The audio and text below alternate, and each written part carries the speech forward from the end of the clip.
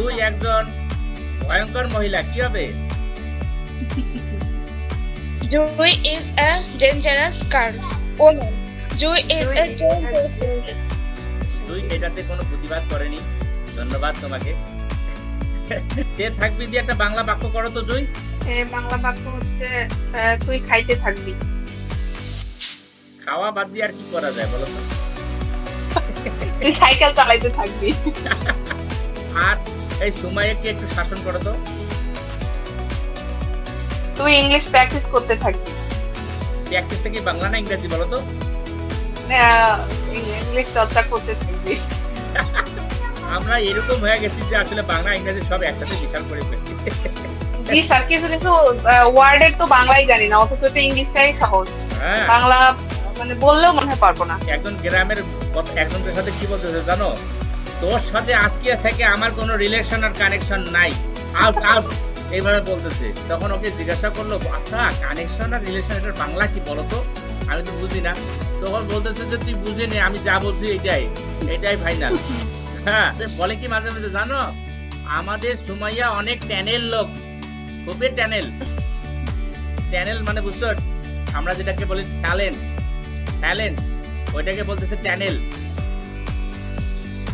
আবার বলে কি তুই অনেক ডেঞ্জারাস মহিলা, সাবধান ওর থেকে, ডেঞ্জারাস মহিলা। এটা অনেক ডেঞ্জারাস, আসলে এটা কি ডেঞ্জারাস হবে বলো তো?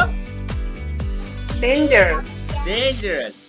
কিন্তু এই যে ট্যানেল, ডেঞ্জারাস, এই শব্দগুলো কিন্তু বেশিরভাগই ব্যবহার হয় কিন্তু। হ্যাঁ, কিন্তু মূল শব্দগুলো কি হবে বলো তো? ডেঞ্জারাস এন্ড ট্যানেল, ট্যালেন্ট, দেখতেছি ওদের মতো ট্যালেন্ট, ট্যালেন্ট, ট্যালেন্ট। আর মেধাবী হয়ে গেলে ট্যালেন্টেড, ট্যালেন্টেড বলো তো? Talented, talented. তুমি বলবে না? Talented.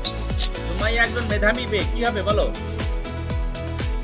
Sumaiya is a talented girl. আর তুই একজন ভয়ঙ্কর মহিলা, কি হবে?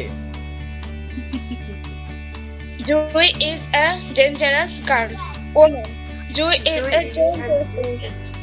তুই এটাতে কোনো প্রতিবাদ করেনি, ধন্যবাদ তোমাকে। আমরা তে থাকবো, তে থাকবে, তে থাকবি দিয়ে অনেক কিছু পাইলাম।